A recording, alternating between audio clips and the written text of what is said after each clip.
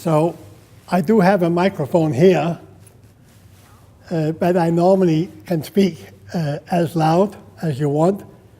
So can you hear me at the back of the room?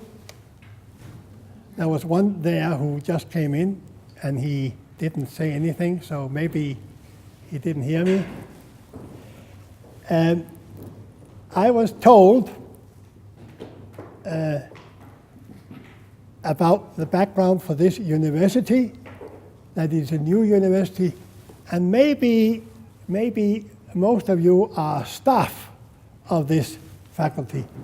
But my talk is really meant for young, naive, innocent students who have just begun their study, but it is always useful for the older, more so-called experienced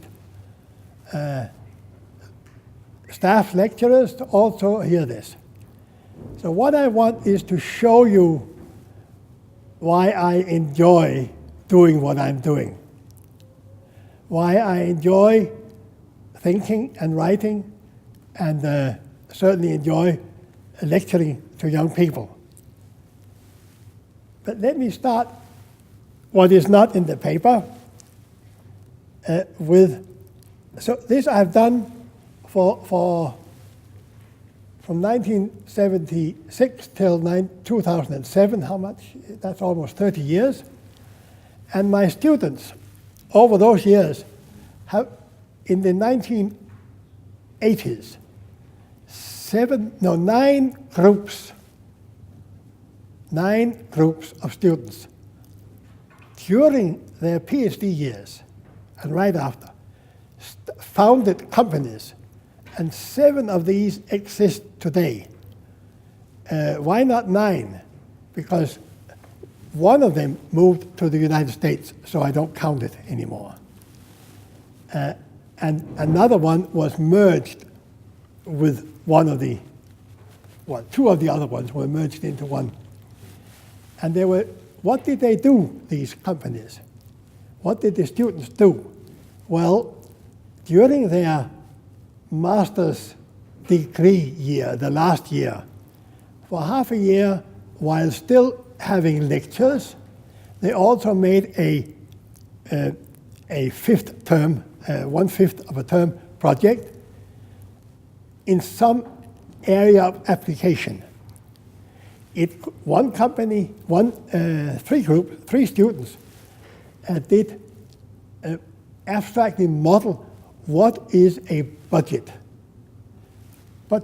What is an account? Namely, where you record all the expenses and all the income and balance it. And you know, when you have double bookkeeping, it means that you have expenses and income in 2 columns, and you have actives and passives. And when you add it all up, the 2 numbers here at the bottom should be the same. Wow. And there's a law about that. And wouldn't it be nice, I said to them. They knew all this. They had already started a company doing accounting software. I said, no, but you're doing it all wrong because you don't have a theory.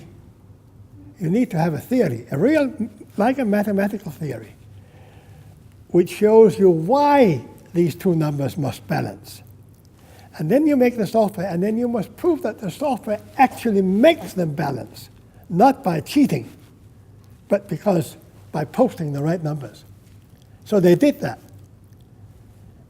The 3 young people founded a company, and at the height of this company, they sold it, and they each made about $200 million each. Not bad. I didn't get a cent. I still like them. It was called Maconomy, and now it's an American company. Another student, also 3 students, with my colleague and me, did a so-called domain prolog interpreter, actually a compiler. Domain prolog means that the prolog phrases were typed. Normally in prolog, you don't type your the variables in your logical formula. but this was typed, so you could compile it. And they made a domain Prolog compiler, and they have made a fortune. This Prolog is, so their first applications. Oh, Bjørner, you must tell, what should be the first application? And I said the first application should be for the airport to allocate gates to incoming and leaving aircraft, so that the distance between two gates for any passenger is optimal, basically minimized. So you get an incoming flight, and you know before it lands how many passengers have to are in transit and have to change plane to another airport. And they should be favored by walking a short distance only. It turned out that that application made them almost billionaires in Danish kroner. That is the software that controls the allocation, and still today, 26 years later, 26 years, it still controls many, many, many airports around the world. It's a constraint logic solving, but written in Prolog and so on. And so it goes for other companies. When I gave lectures in 2004, 2005 at National University of Singapore, I had very eager beaver students. And one group of them I gave the MTR, that's the Metropolitan Transit Railroad or Transport Rail system in Singapore. And again, it was a matter of what does it mean to be a passenger on a train on the MTR? And then find out of that model the domain, as you will see here soon. And then what does it mean to be an operator? The people who plan the trains and so on and so forth.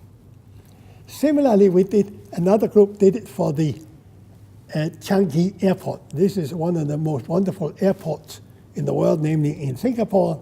It's a huge one. And again, it was a matter of following.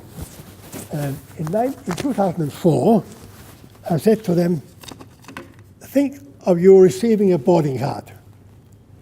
And there's a little metallic strip here that records everything about you.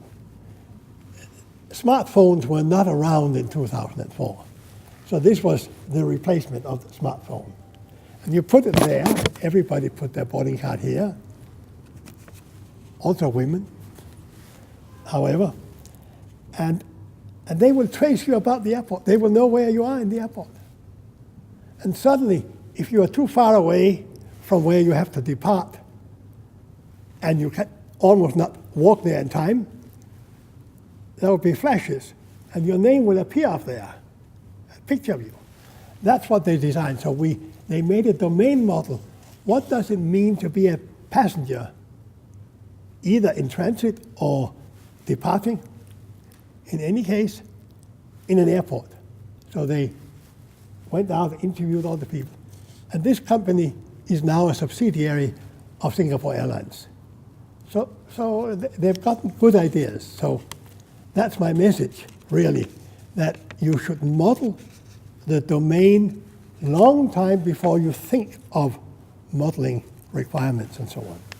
So that is the message of this talk. And I should push this one here, and I get the summary. And what does it say here? Yeah.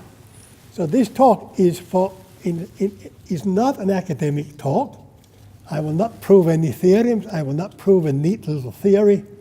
They are there, many beautiful theories. No, I will flash, and behind the talk there is the basic attitude that software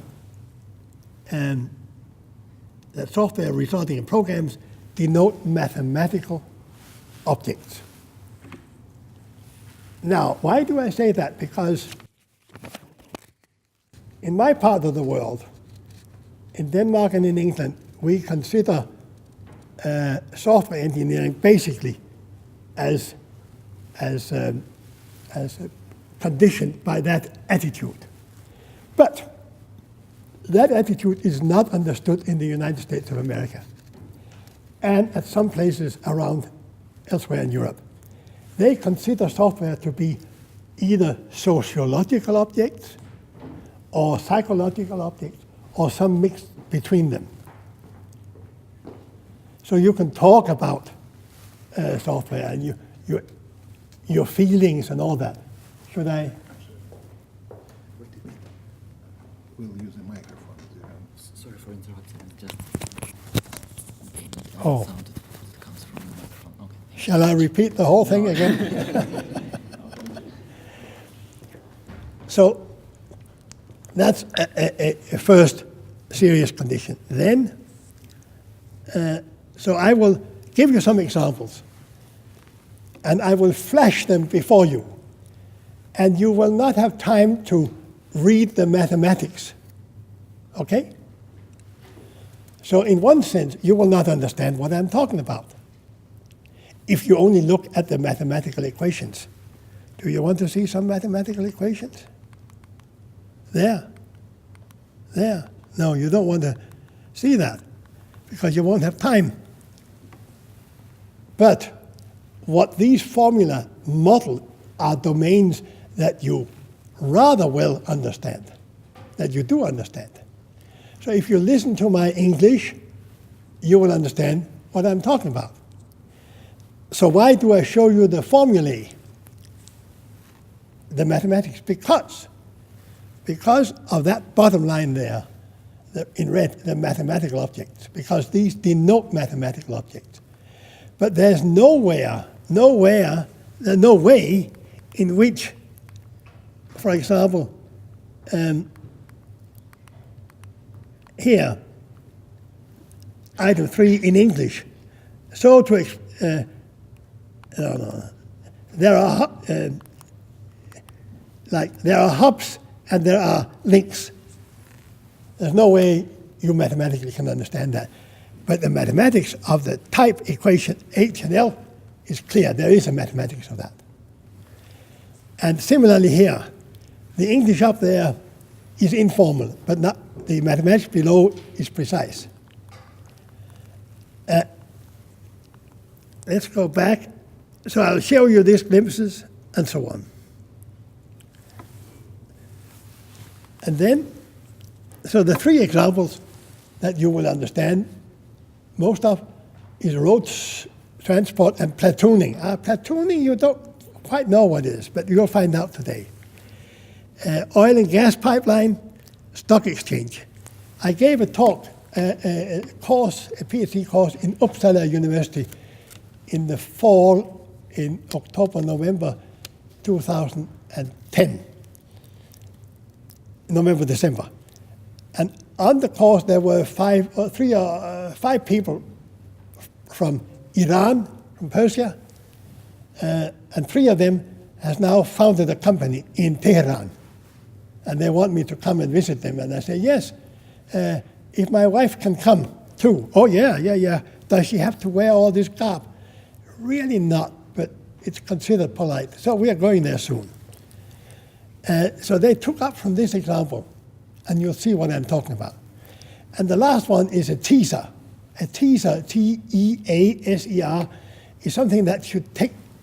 Oh yeah, I gave this course, this example, at lectures in Saarbrücken in 2010 in April, in March, and there were 3 or 4 students from the University of Khabarovsk.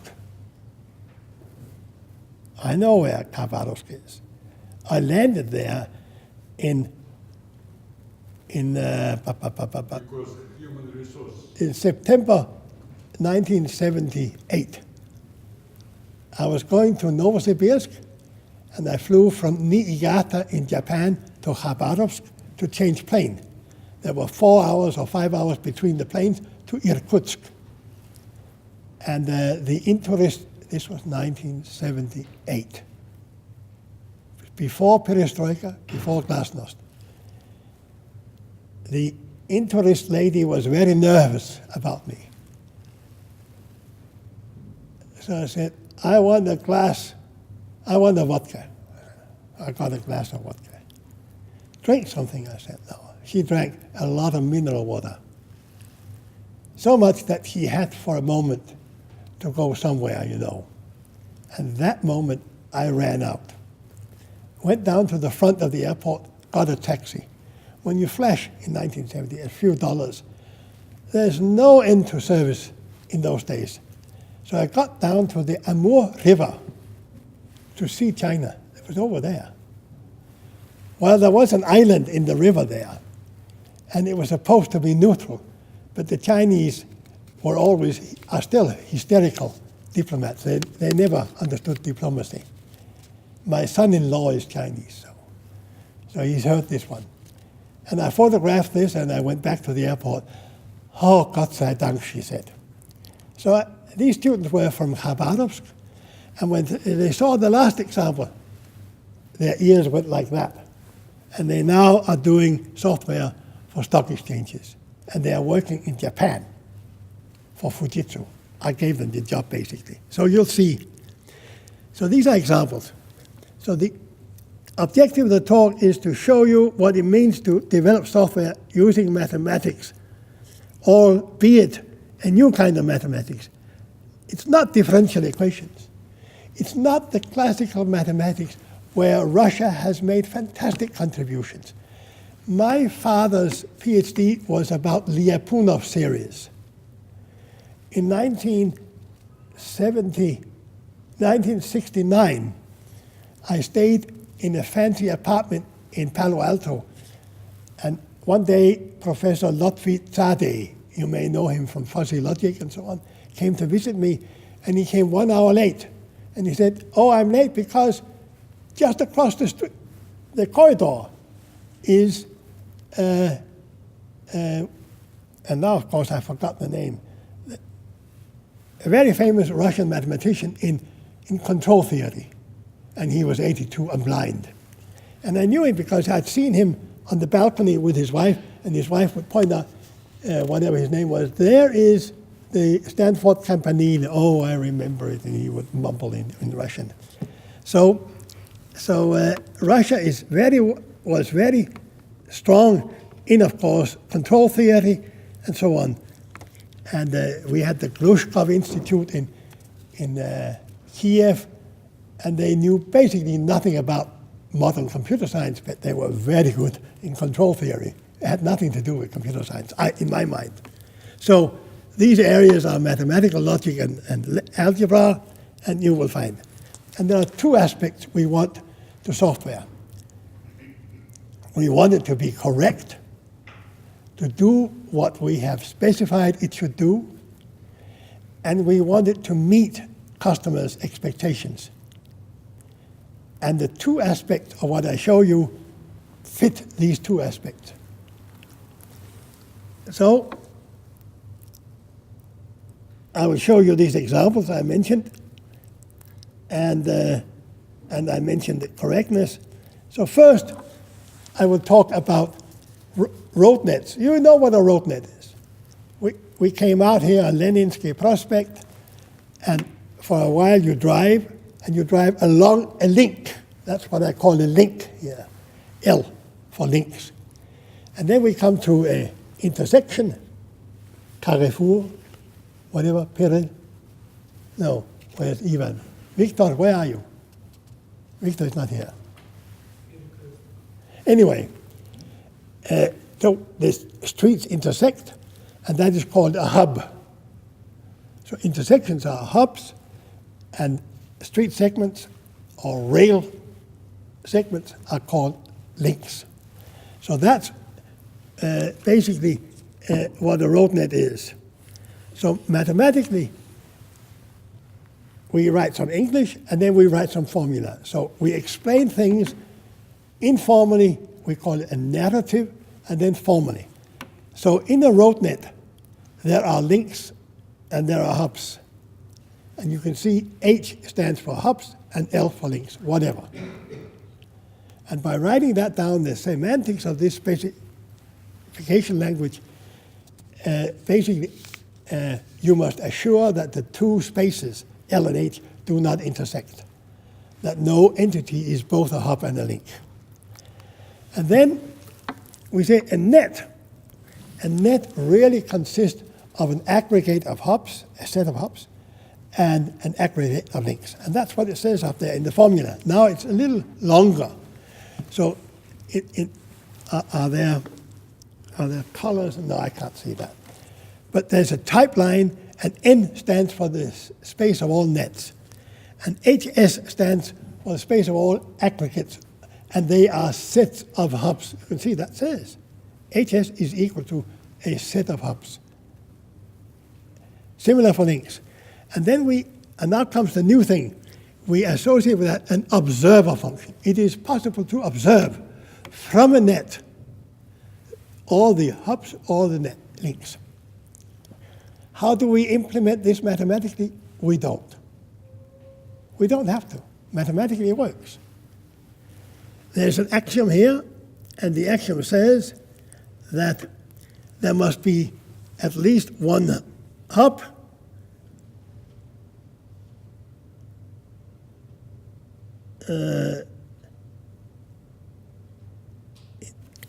in fact, it's yeah. There must be at least one hop, and there must be at least one link. So we go on, and this was expressed in informal language and in formal language. It's like an abstract programming language, only we call it. It's abstract because we're not bothered. We're not interested whether this can be compiled and executed. Have you, when you first learned differential equations, were you concerned about whether it could be computed? Well, I can tell you that Leibniz was not, and Newton, they were not concerned whether it was computable or not. It expressed the mathematical properties they were interested in. So in the domain, we may specify things that are not computable. The job of requirement, which I don't show you today, is to make a subset that is computable. So we continue. Every hop can be identified, every link can be identified, it can be observed, and so on. And hops and links can be distinguished. And then there is a mereology. That's a nice Greek word. Mereology is about how parts are related to other parts. So here it says that what it really means is that every hop is connected to 0, 1, or more, but a finite set of links. Sure, you can't have a link without a hop at either end. And similarly, for a link, it must be connected to exactly 2 hops. That's the whole idea. All this, when I say it in English, makes perfect sense. You have to trust me, proof by authority, that you have to trust me that the mathematics works out correctly. The of a net, and you see there was an of at the end of the top line, there was of the net. And before that, there was also an of the net. And the of the net is expressed by that axiom there. A little complicated.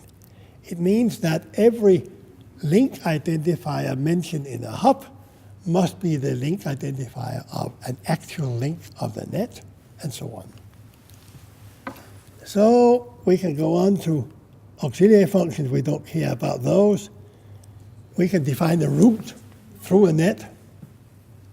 The route we took from our restaurant, Tadis Bulba, to this place here is a route, and some are well-formed and so on, and we can compute, given a net, we can compute the infinite set, most likely the infinite set of all routes. It would certainly be infinite if there are cycles in the net, because then they can go on like that. So that's the definition of that, and we can discuss that. Then we can go on to platooning. To speak about platooning, we first have to talk about vehicles, like an automobile, and their identifiers and their position. So in this model, a vehicle can either be at a hub, blah, blah, blah, or on a link, blah, blah, blah. So this is a definition. So we can talk about it, mathematically precise. And we can make sure that these identifiers really denote links of the net and hubs of the net. And then we can actually make a function, a behavior, that describes the movement of vehicles along a link. And from a hub, around the hub or onto links, or along a link, on the link towards another hub. And this can be described as never-ending functions, meaning behaviors, blah, blah, blah. So we can describe the movement. And now we want to talk about platooning. And another word for platoon is convoy. On the National Day of Russia, you see a lot of MiGs, aircraft up in the air, and they fly in convoy. One in the middle, and then they fly like a V, a wing. Sometimes when you go on a highway, you pass, or a military platoon passes you. And what is it? It's a sequence of seemingly not mechanically connected vehicles, one after the other. But when they turn left, everybody turns left. When they turn right, everybody turns right in that platoon. And the extension I make to this model, so I want to model that. So I want to model that vehicles, two or more vehicles, can form a platoon. That platoons can be dissolved into vehicles. That two or more platoons can join, and so on. Be composed and decomposed. And so you can also model that. This model was first developed at the University of Nancy in eastern France, in Alsace-Lorraine. And this was because the French government was sponsoring a project involving Citroën, Peugeot, and the other automobile makers to enable your car in future to become a car electronically equipped, able to drive itself, and to join and leave platoons. You keyed in, I'm going from here to there. They know where you are, but they don't know where you want to go. So when you tell them where you want to go, they will advise you, now you should join that platoon there, and automatically the gear and so on, and the other cars make space for you, and you slip in wherever there's room. But that's done automatically for you. And so that was the challenge. I asked a professor there, what are you doing? Oh, I'm doing this. What is your model? He didn't have a model. So with some students, we made the model. You have to make a model of the domain first. Okay? So here is very functions for what is a platoon and joining and blah, blah, blah. Form a platoon, join a platoon, and so forth. That was one example. Now let's go to another example, pipelines. So this is supposed, so it says here that a pipeline consists of an indefinite, a large number of pipeline units, and they're either a well from which the oil or gas comes up or water comes up, and then there's a pipe, and there's a valve, close and open. There's a pump to go up steep hills, and there's a fork where you want to split the pipeline, and there's a join where you want to join two pipelines into one. And these units are described here, and you have to have well-formedness. You can't have that the oil is spilt. It should be spilt into a sink. That's why you have the sinks, not just out of the well. So in order to describe the well-formedness, we have to describe the meteorology. How do pipes connect. So the first line says that a pipe either gets input from one, a predecessor, or from two predecessors. If it is a join, it gets from two. If it is a pipe, it gets from one, valve from one, coming in here from one, pipe, valve, pump, sink. If it is a well, there's one output. If it is a fork, there are two outputs. If it is a pipe, valve, or pump, one output. That's what it says here. And that's what the well formedness describes there. So you need that. Flow. Why do we have pipes? So that the material that they carry, it could be hot air, like politicians. It could be water, or it could be gas, like you give to your friends in Ukraine, or it could be oil, like you sell to us. So you want to model what is the current flow through a unit. But these units are never perfect, so there is also leaks. So the oil flows out. Hopefully the leak is very minimal and so on. So here are the observer functions, the attributes, the properties of units and so on described there. What is the flow and what is the leak? Okay? There's no dynamics here yet. And here we want now to express some flows. So this expressed what the current flow through a unit or the current leak from the output of a unit is. And now we want to have some laws satisfied.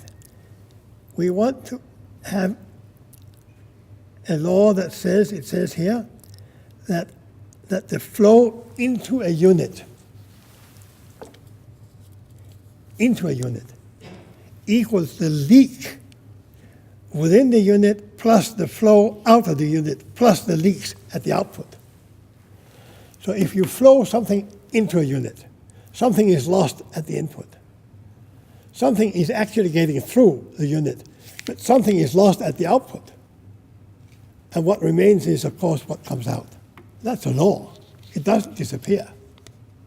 You must model the leaks also. So that's a law, and formally it is easily expressed here. That's a law within a unit. Here's a law between units. There. And it says something like that the flow out of a unit directed at another unit minus the leak at that output connector equals the flow into the other unit.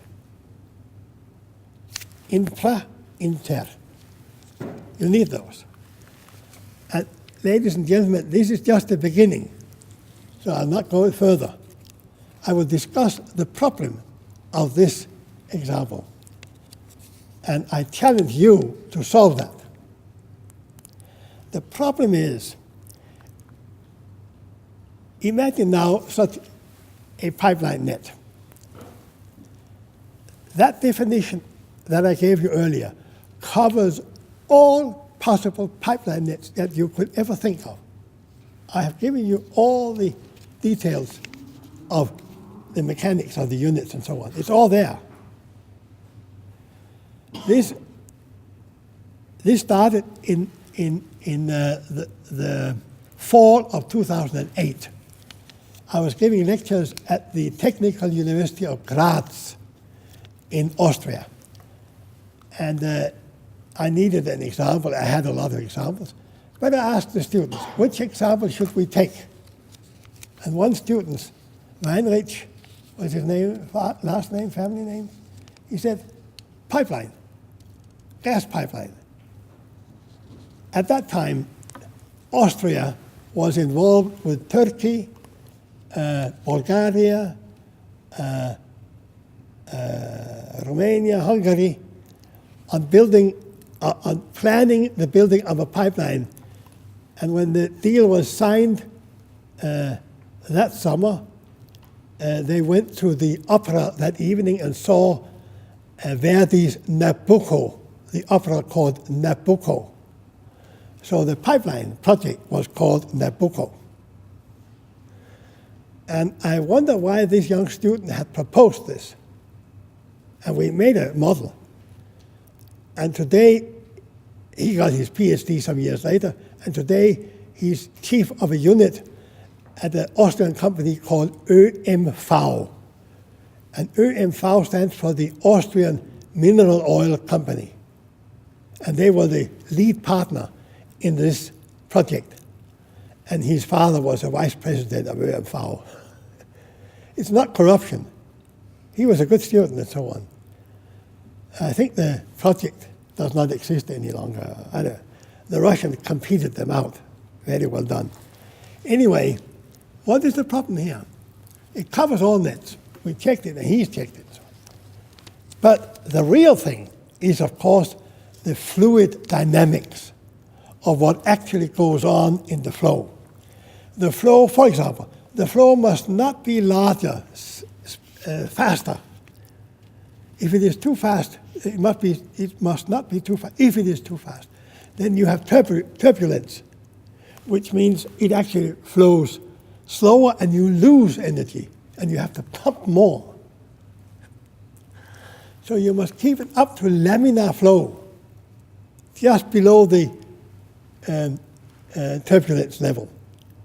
But how do we model that? Not by using this.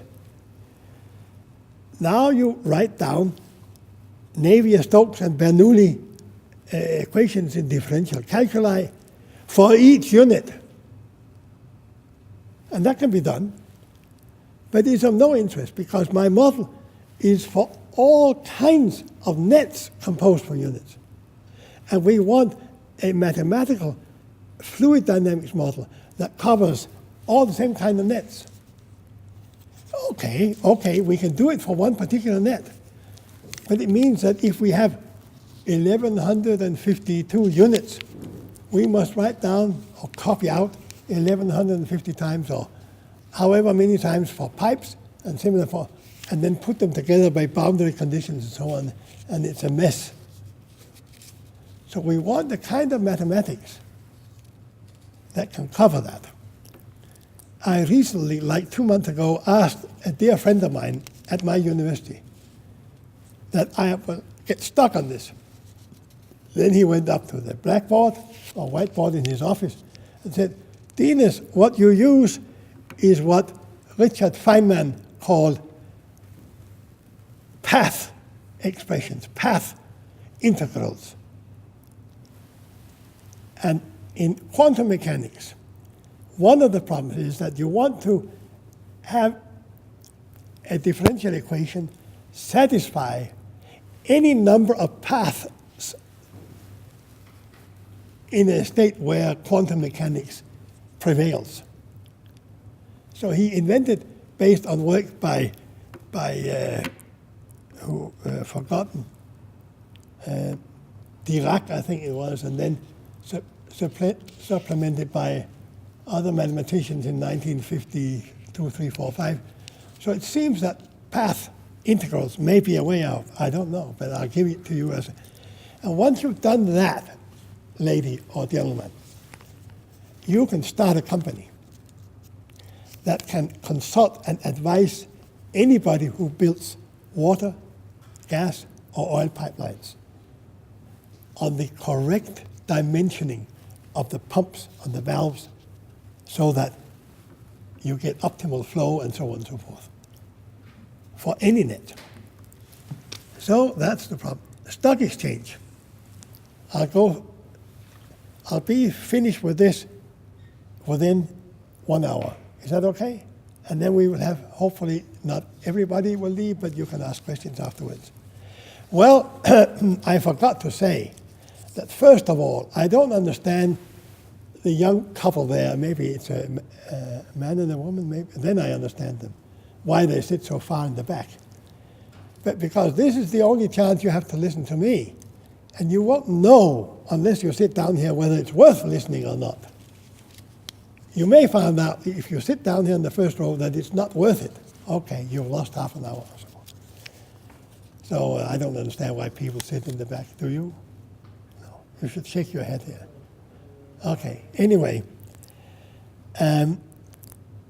this example, I told you about the three Khabarovsk students who now work for Fujitsu in Japan. This is how the story began. In 2009, I gave lectures at Tokyo University in Japan.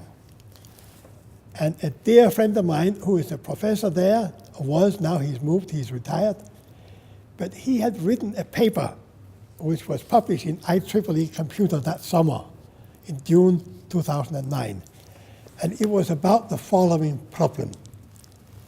A stockbroker, this is a little company with 5 people in the office, who receives you on the phone, or you walk in there, and you tell them, sell 1,000 of my stocks between that and that price. No lower in price than that, and you don't have to wait for the price to go above this level. Sell it anywhere between. Or buy similarly. If you can buy them cheaper, buy them cheaper, but certainly not more expensive.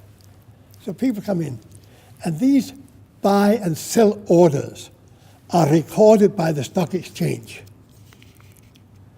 And then the stock exchange, at any one point in time, looks at the combination of sell orders and buy orders. And if a match can be made, namely, if a sufficient number of stocks can be need to be sold and bought that matches one another, you do the matching. And it is not always that you can hit the exact number. For 3 different sellers, exactly 250. For 3 different buyers, exactly 250. It may be that they want to buy 240, and they want to sell 250. So there is a little gap there, and the stock exchange decides to be a 4th seller or buyer. So they take the risk just to get the market moving. And this is the model of that. So this model here models the market, the stock identifier, the number of stocks, and the name of the customer. And it models the limit, namely, it could be upper limit or lower limit. And you see down here at the bottom, you have sell orders and buy orders, and the sell order is a trade, and a buy order is a trade, and a trade, you can see there, it's either the market or it's the limit. So all the data are there in your input. Then it is now stored. So all the stock orders and so on are recorded for each stock, what the stock order book is, and it's a function from this to that, and blah, blah, blah. It's all there. And the next one, you now want to model the aggregated sell orders, the aggregated buy orders, and you want to define some auxiliary functions, and you want to do what is called a match. And a match is, of course, when the sum of all the set of orders on whatever is equal to the market bias plus the sublimit bias plus the price bias are equal to the market sells plus the sublimit plus that. So there is a balance there. This algorithm is non-deterministic. It can give many values at any one point in time. So the stock exchange has to choose one of these. So we give the abstract algorithm, and you can then refine it with respect to some statistics you may have gathered according. So, and all the auxiliary functions are listed there, and they're all one-liners, simple ones. So that's the essence.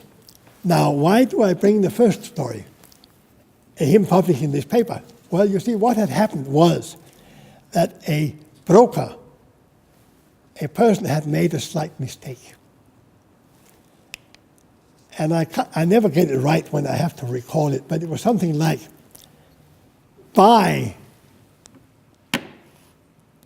one stock at the price of 100,000, whatever. Whereas, in fact, it was sell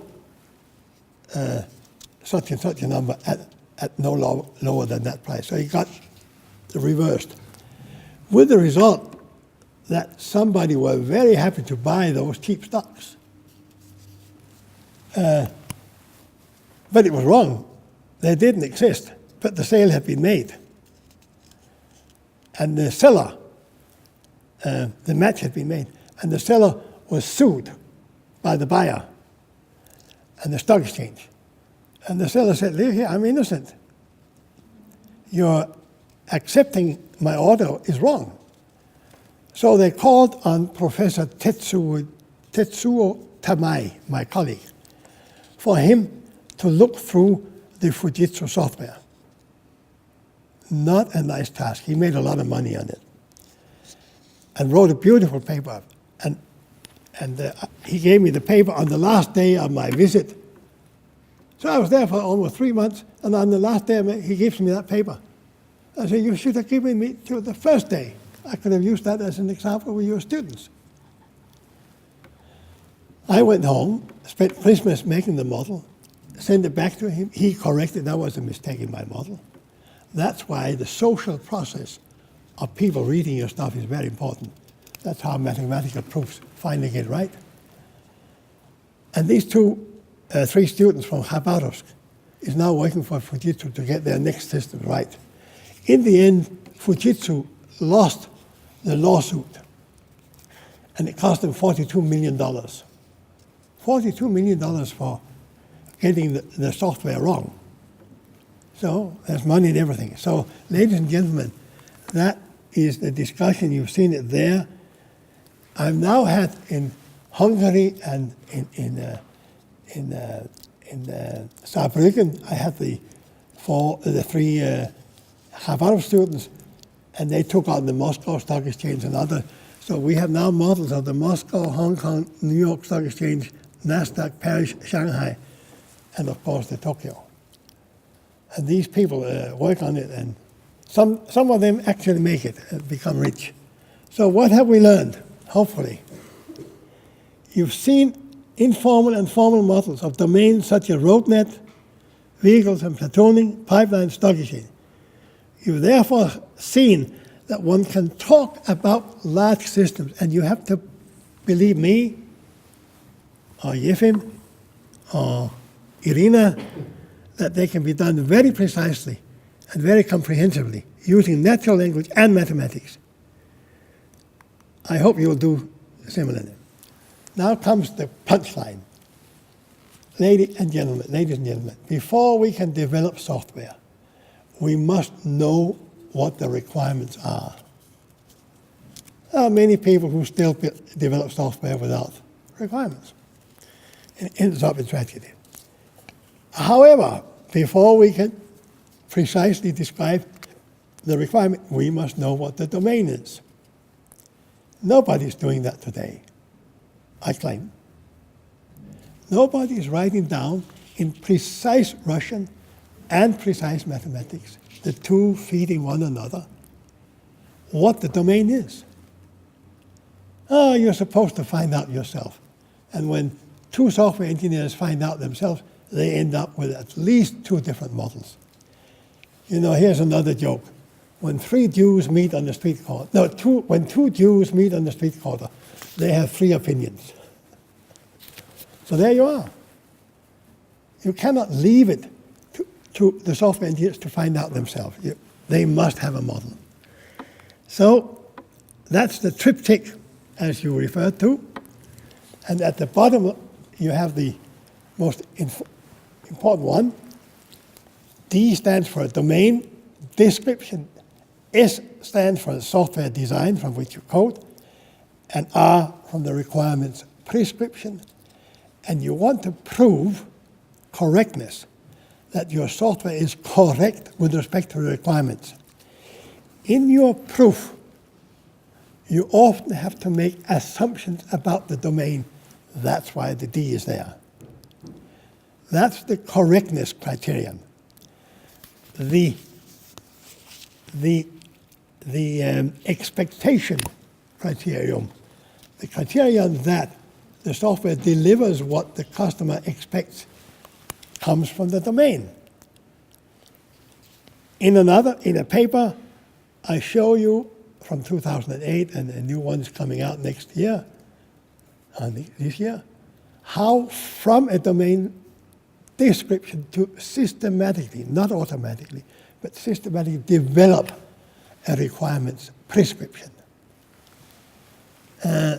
So that's, to me, software engineering is the combination of domain engineering, requirements engineering, and software design. Tomorrow I gave a talk at the Institute of Systems Programming where I go into many more of the details here. So Tupolev would not hire, I don't know whether they still design aircraft, but Airbus certainly do not hire people for aircraft design unless they know the physics of aerodynamics. LM Ericsson would not hire a telecommunications engineer unless that person knew Maxwell's equations and how to exploit them for antenna design. Yet, in our field, we let people design software for heart pumps without the proper model of heart pumps. So I gave a talk at MIT 10 years ago, and there was, of course, the leading company for heart pumps. And I knew that, that's why I gave that example. Some of it. It's called Cambridge, I've forgotten it now. There's a company that does most of the heart pumps. So now there is actually a consolidated mathematical and English language model of what is a heart pump. Not only the heart pump that this company in Cambridge did, but that is become a standard. So that heart pumps are developed to this common standard, which is a mathematical standard. Quite interesting. So it's coming up. And on the net, you can take your leisure in reading these 5 statements about why domain modeling is interesting. Tony Hoare, I've given some talks about this in 2006 in the summer at Cambridge, and he is a master in computer science. No, he's a genius, but he's also beautiful way of expressing things, so I like these 5 statements. So I want to thank academician Viktor Petrovich Ivanikov for inviting me to Moscow, to challenging me to write this talk, and his secretary Dasha for arranging all the practical details. Thank you very much.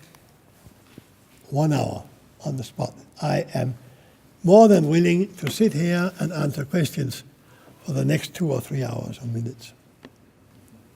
Okay? Ask questions.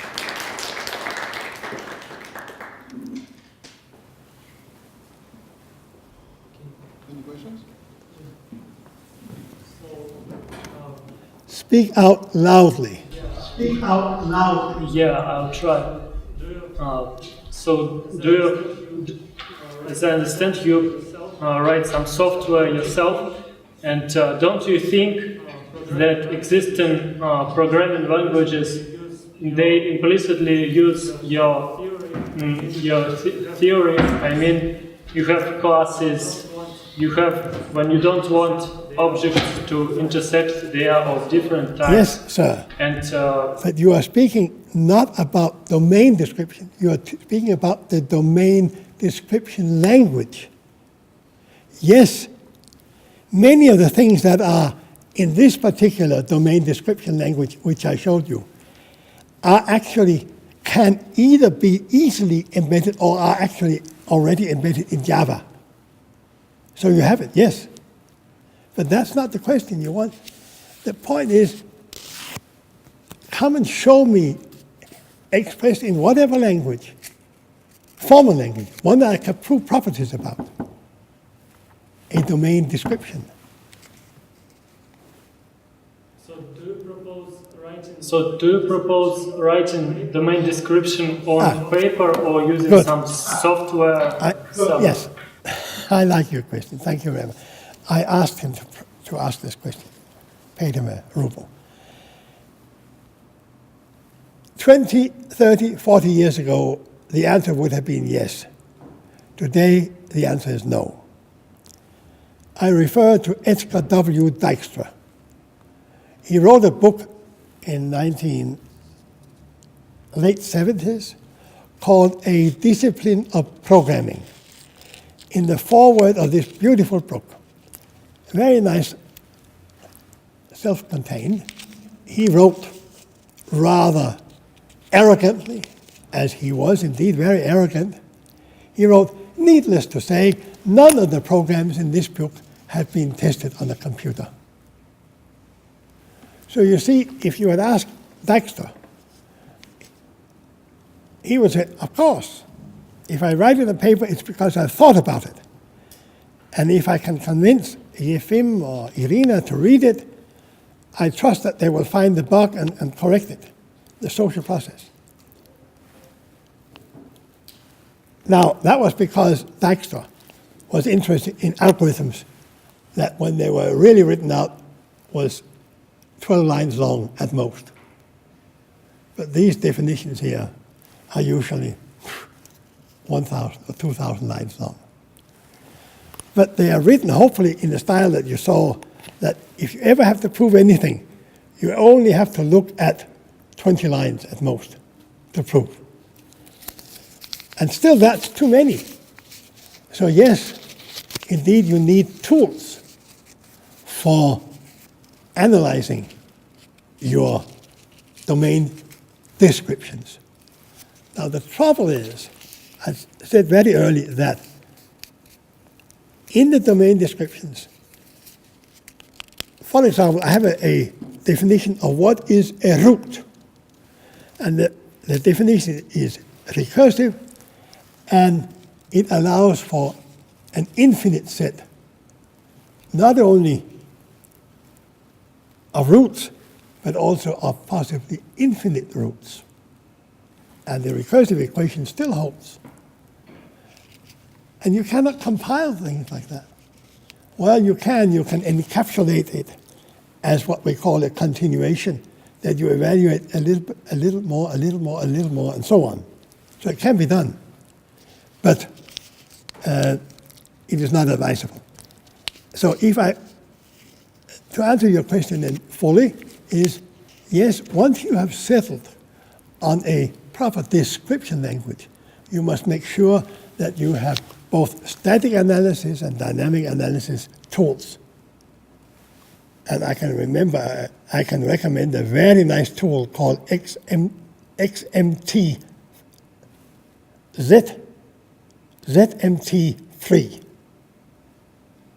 This is a tool for satisfiability modulo theories. You put in a mathematical logic as a theory, and they will find out whether any formula is satisfied or not. Such tools are very much needed. You set ZMT3, you search for that under Microsoft, and you get contact with a guy called Nikolai Bjørner, and he will come to Moscow and give lectures on it. He has been already. Last year he was in Moscow giving lectures. Okay, so yeah, that was a good question. I like that. Some more questions? Yes, Irina? So of course it is very important to teach students in such a way that they have a special feeling for this mathematical notation and be capable of defining domains. And what do you think? Is it important to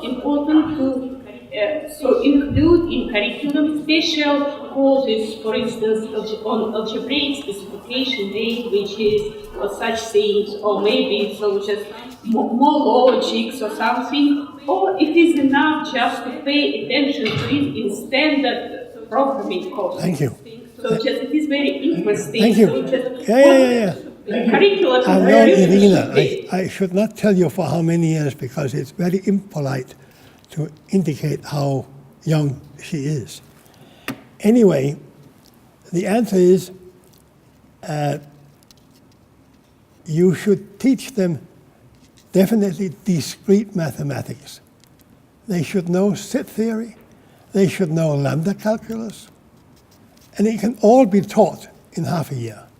They should have, in parallel, a nice, good course in classical mathematical logic, and then later in proving properties of programs in the small. Why? Why is that enough? Because, one, you cannot guarantee, when they come out, they have to join a software house. Not everybody continues here. If they want to develop software, they have to join a software house. And in 9 out of 10 software houses, nobody knows about these things. So it's lost. All what they learn is lost. So don't teach it to everybody, but prepare them for it. Prepare them for willingness to read. Oh, they're not too difficult, this formula. They should know about it. They should have a course in formal specification, which they should apply to domains and requirements and so on. So it knows. And some master thesis project can be done later on for PhD. Maybe some should specialize in this. Now, here, ladies and gentlemen, I have to tell you that in the fall of 1979, the Green Manual for the US Department of Defense Programming Language, Ada, was published. And I gave it to my students, 6 students, and they tried their hands 1 day a week on this. And in the spring of 1980, in the spring, they made, there were 5 students, they made 4 master's theses, and they were published in a book, volume 86 of Lecture Notes in Computer Science, a formal description of Ada, and we founded a research company on that basis, supported by Danish industry, not by government. We don't believe in that, most of us in Denmark. You are too big not to believe in it. You have to have government funding for leading research centers and so on. But in Denmark, we are small enough to do it ourselves. It's just the other way around, isn't it? And they developed, in less than 4 years, a compiler for full Ada. It was the first publicly DoD-certified Ada compiler in the world. We spent a total of 44 man-years on this, these students plus new students. The company still exists in Phoenix, Arizona. It was one of the companies that left Denmark, so I didn't count them. But it still exists. And they now and then sell a copy of Ada 3 compiler and so on. But these students in 1980, 1, 2, 3, 4, a total of 10 students, could develop a compiler for probably the most complicated programming language at that time and ever since. And over the years, we have accumulated the statistics. And the statistics in the first 10 years said that less than 1% of the original cost of the compiler had been spent in 10 years on maintenance, on repairing bugs. And the average repair time for bugs was 20 minutes with a low of 15 and a high of maybe 1 hour. Nothing.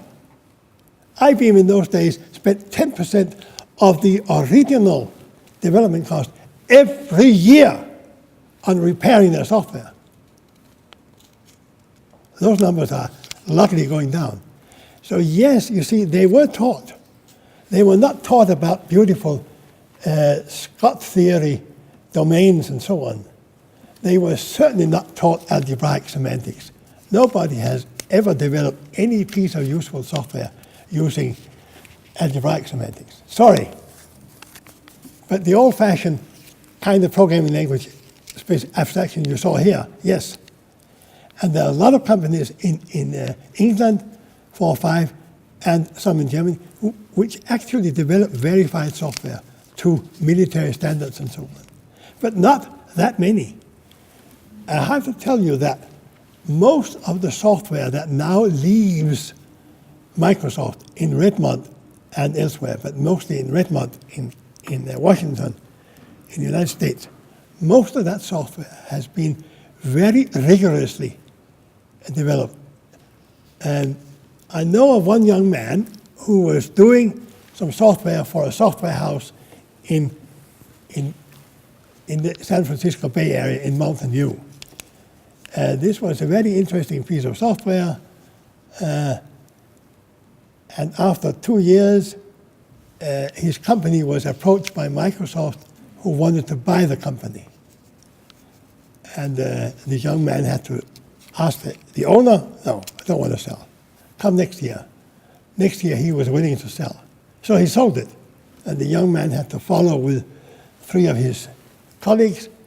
And for 5 years they further developed this piece of software. This is software which does the following. It allows you to edit, to imagine Microsoft Word, imagine Microsoft Project, various kinds of software packages that allow you to create document, edit document, update document. Now imagine that these documents are shared around the world so that people can sit in different branches of Procter & Gamble, a large chemical company in the United States. They can sit at their development laboratories around the world and so on, and they are allowed to edit numbers in a column or edit numbers in a row or more. They're allowed to see certain things, but they are not allowed to change other columns, and they're not allowed to see some columns. That software was developed to do that with the existing Microsoft Word project and so on, to do that. And when it was first sold, it was sold to Procter & Gamble. And in the last almost 5 years, here is how the daily development took place.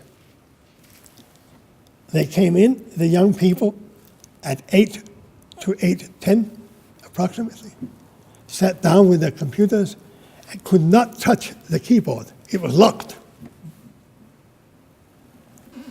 And then at 8:10, 8:11, 8:12, it opened up. And blah, blah, blah. It said something, and they worked on that. And then when that was it took them an hour or two to work. Then they started real developing the next 5 lines, or the next 10 lines, or the next 20 lines. According to various theories they had built up, according to various models they had built. So when they came to 5 o'clock in the afternoon, after a nice lunch break, when they came to 5 o'clock, the keyboards locked, and they couldn't do any more work. So they had to go home. Isn't that nice? To come at 8 and leave at 5?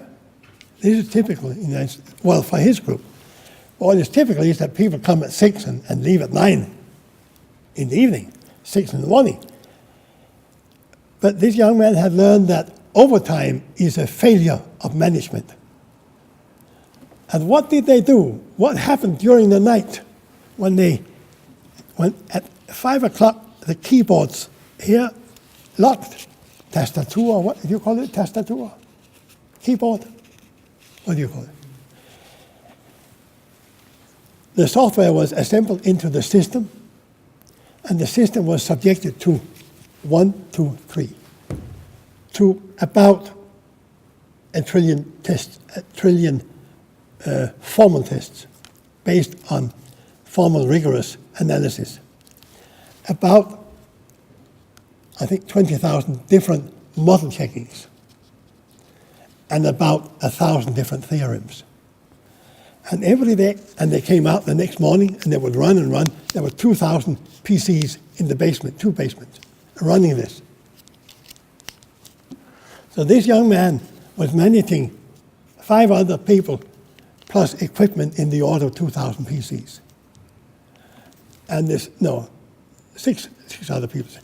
And together during the day, if they came up and said, well, perhaps we have to develop a new theorem here, because we are actually developing something new and for which we need to extend our theory and so on. They would do that. And so they were not only developing code, but they were developing the input to formal syntax and static analysis and checkers into model checkers and into theory improvers. And when the young man was asked by his boss, when is it ready? He said, when there's been a half a year with no messages at 8:10 in the morning, then you can release it. Half a year with no additions and so on. And the boss's boss, Bill Gates, came around and he said, but Nikolai, how can you make sure? Well, it's better than nothing. So when they sold it to Procter & Gamble in Akron, Ohio, the price was staggering. It allowed Procter & Gamble to unite into like one sky or cloud, protected from the outside, from their competitors and so on. And the productivity of Procter & Gamble rose enormously. Now they didn't have to fax and courier and so on management decisions. They could share it and trust it. Bill Gates, at the selling ceremony, Balzer was the manager, but Bill Gates said, ladies and gentlemen, you will not get this on a piece of paper, but you can trust me. If you find the bug, and the bug costs you up to $350 million, we will pay. It has been in operation. They have sold, I think, more than 100 copies. The price is normally between $65 million and $100 million per package, plus I don't know how many, $2,000 or $3,000 per license per user. It's a lot of money, and there has been no mistakes in 10 years. My son was the developer. You can imagine that. That's why I can tell you the story. But they really used formal methods throughout. He was well educated by Zohar Manna and so on. Yes, ma'am. Now you understand what I'm saying. And many students are, in fact, learning these things. In my department, one sad story. They cannot develop a compiler like Ada today. They don't know how to do it. But actually, they are very good at proving programs correct. Important programs, serious programs. So they are coming. They know their mathematics, algebra, but it's not because of algebraic semantics. But it's because in a proof of correctness, you're actually asking, are two algebras, one isomorphic to the other or whatever? Is one adjoint? Is the refinement relation, is that an adjoint function? Okay? So it's not that they specified algebraically. They actually specified in spec. Microsoft developed use spec and Z. What do you call that? F plus. You know F plus? F plus plus. It's a function programming language. F sharp. Pardon? F sharp. F sharp. F sharp. Sorry, you're right. F sharp, which is actually like plus plus. Yes. So I think that's the answer. But your colleagues have to be in on the same line. You cannot, well, I shouldn't say this because you need to have tomorrow also to see your colleagues in the eyes and so on. But I started by saying, and here's what I started by saying.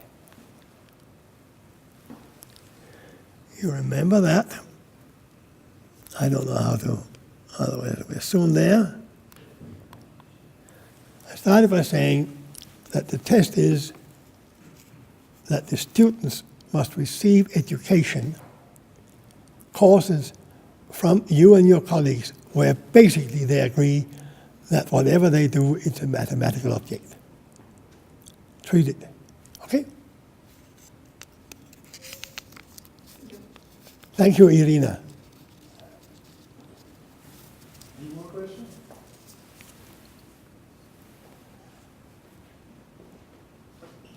Thanks a lot, babies. If you have very smart students, show them to Nikolai next time he comes around. I'm sure he will ask them to do something for him, and if they do it nicely, he will invite them to Seattle, and they will have a nice life. Okay. Yes. Thank you. Thank you for being nice enough to sit.